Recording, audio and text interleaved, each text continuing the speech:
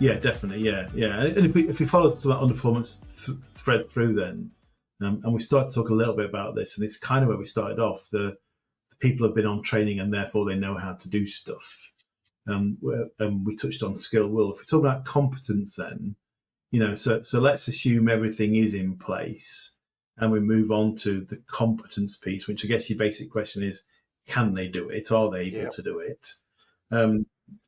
And training in my experience, and I know you've seen it over the years, Ricky, as well. Training seems to be the solution. We've got a problem, therefore let's stick them on a course type mentality.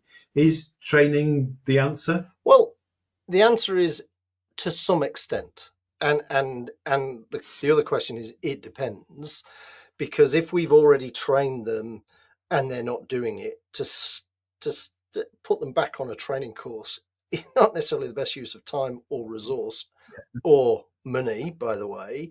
But I think the bit that gets missed here, and I learnt this lesson painfully as a leader in my corporate life, but I see it repeated, that managers believe they've been trained, therefore they come off this production line ready and raring to go.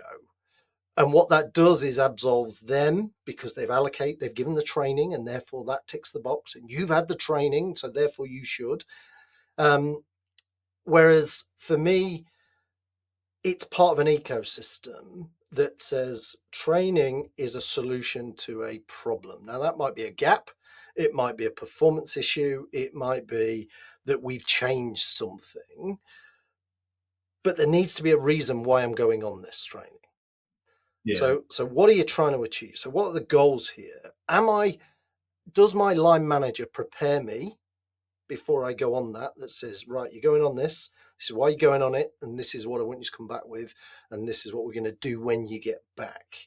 And then when you get back, what's the support and coaching?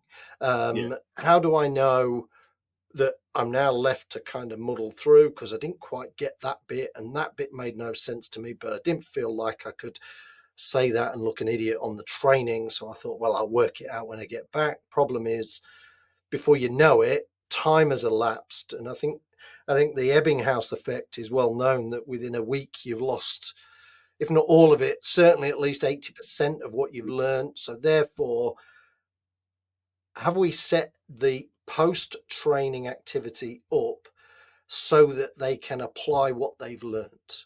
And I think the mistakes I was part of and repeated was, we've got a new manager program. We've got a leadership program where what we're going to do is we're going to pile everything we can think of into this program.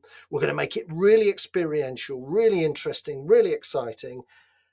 And then we're going to let you go with no follow-up, with no support, with no implementation about how do you get to apply all those things. So you're kind of fighting this. What's the right approach? Is it modular?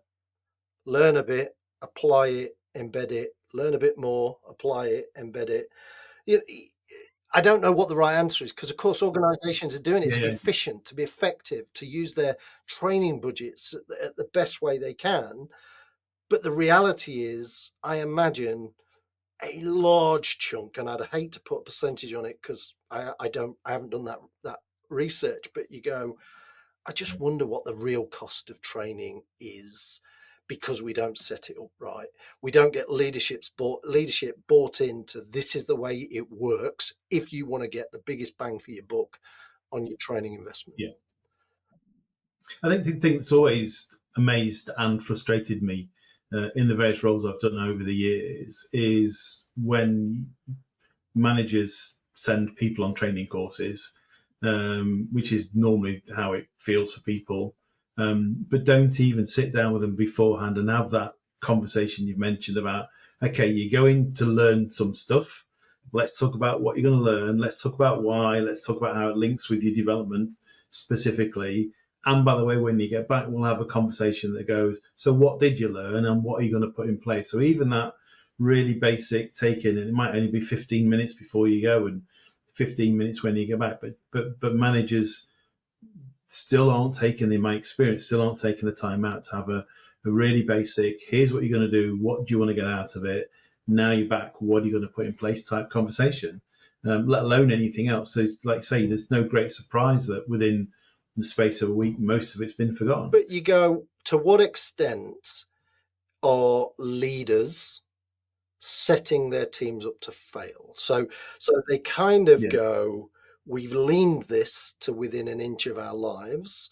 We can operate on kind of the minimum requirement in order to optimize the margin, the return, etc.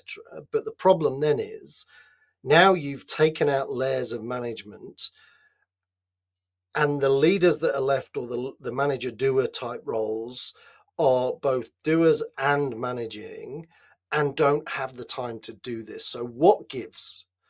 And the thing that gives is the people that they're working with, the people that work for them. That's the easy thing that will, Graham, we will do your review tomorrow. We'll do your training brief, debrief. We'll do that on Thursday, and we'll do that, and of course that never happens because the world takes over and business just happens, and we go, oh, we really should have done that.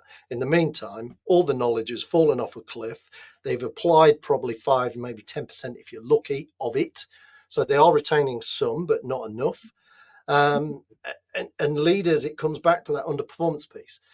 What's the environment we're creating? How are we creating an environment where our managers can manage and invest proper people time, so that they can care about their people's success? I'm not saying they have to be friends. I'm not saying they have to like each other, but they have to care about the success of their individuals, because their individuals ultimately add up to them achieving their goals. The team managers add up to achieving the region, department, or whatever, the organizational goals, if you extrapolate that back up to the top. So actually you start to see that these are interrelated. And of course, the competence test kind of ticks into that capability box. It goes, have we got people fit for purpose that can do what we need from them? And if not, is that on them or is that on us? And my default is, what are we not doing that could help? Yeah.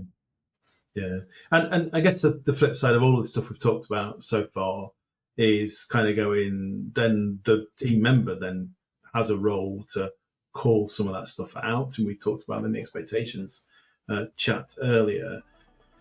Does that, though, always assume there's psychological safety in the team to allow that to happen?